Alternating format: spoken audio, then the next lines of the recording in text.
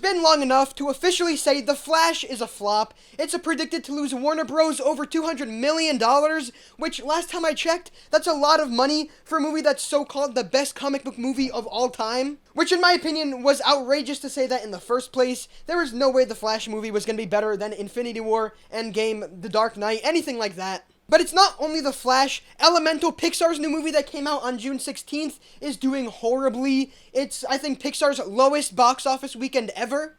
And it doesn't end there. On DreamWorks' side, the Teenage Kraken movie only made like $750,000 opening day, and I think has the lowest box office opening for them too. So, like, what is happening right now? Are people really this tired of movies? I actually don't think so. So we're gonna go through all three of these movies and see why they failed. So starting off with the big hitter, the greatest comic book movie of all time, The Flash.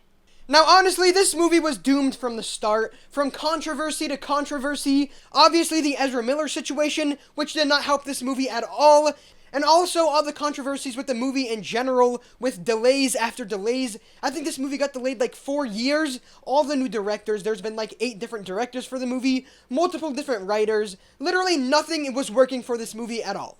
And I think that's a major problem on why this movie failed. After so long, nobody wanted to see the movie. Like, this movie was basically announced before Ezra Miller was even alive, and after so long, it's been like 100 years, nobody's gonna want to watch the movie. And another reason nobody's gonna want to watch this movie is because a couple months ago, obviously, James Gunn came out and announced his new DC slate, his new DC universe, and from our knowledge, The Flash isn't a part of it. Why are people going to want to go watch a movie that literally doesn't matter at all to anything? It has no significance in anything. Obviously, you're gonna have the big fans who go and watch this movie no matter what, but then you're gonna run into a problem with the general fans who go watch the movies to see if they connect to the bigger picture, and once they hear this movie has nothing to do with anything, they're gonna think, alright, I'm gonna go skip this, I'm gonna go watch Across the Spider-Verse or Indiana Jones. Which, in my opinion, is a better option anyway, because at least you won't be having a stroke looking at the CGI. Like, seriously, that CGI is horrible. When I was in the theater, I had to make sure I wasn't having a seizure, because I thought I was seeing things. Now for a movie that I actually really enjoyed, and I really wished was making a lot of money in the box office, because it's that good, it's Elemental. And to me, there are 2 glaring problems with this movie. It's Pixar's track record recently, and Disney+. Starting off with Pixar's track record, obviously Pixar is always going to have, the really good movies that come out, but recently they've also been having a lot of movies that people haven't liked. We're talking movies like Lightyear, Turning Red, Luca, even Toy Story 4, all movies that me personally I enjoyed, but a lot of people, the overall audience, doesn't like them. So if Pixar is putting out all of these okay movies, why are the people who aren't enjoying Pixar recently, who think that they're not putting out good movies, why are they going to spend $15 to go see this in theaters when they could wait a month to watch it on Disney+? Which arrives at my next point, Disney+. I love Disney+. I think it's a great idea. It has every Disney property that you love on it, but I also think it creates a huge problem for movies in the theater. Because we've seen it, a ton of Pixar movies, a ton of Disney animation movies, a ton of Disney movies in general, literally 3 weeks after they're put out in the theaters, they're on Disney+. So, like, again, at my point, why is somebody gonna spend $15 when they could go watch it on Disney+ for the $7, for free, basically? And now the final movie that I want to talk about, the Teenage Kraken movie. I think that this movie looks really uninteresting. I don't care to see it at all, and the promotion was really bad. That's it.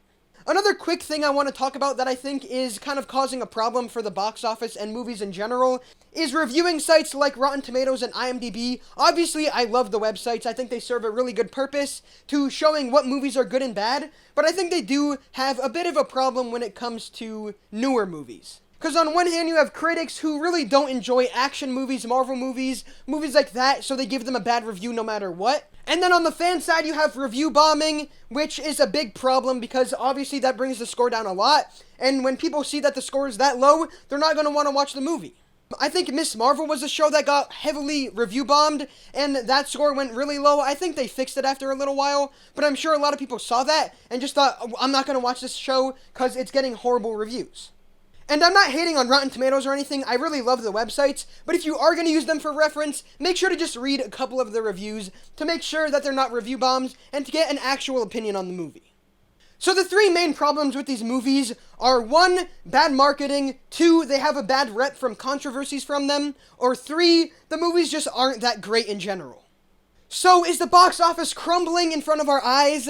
I don't think so. Last time I checked, Across the Spider-Verse that came out last time I checked like 2 weeks ago, was at $400 million. Guardians of the Galaxy Volume 3, which came out like 2 months ago, is at $108 million. And we cannot forget about Super Mario Bros., which has crossed over like $1.5 billion. And I know it's Mario. Everybody knows Mario. Everybody loves Mario. If you're 2 years old to 100 years old, you know who Mario is. But still, it shows that people are willing to go to the movies to see a great movie.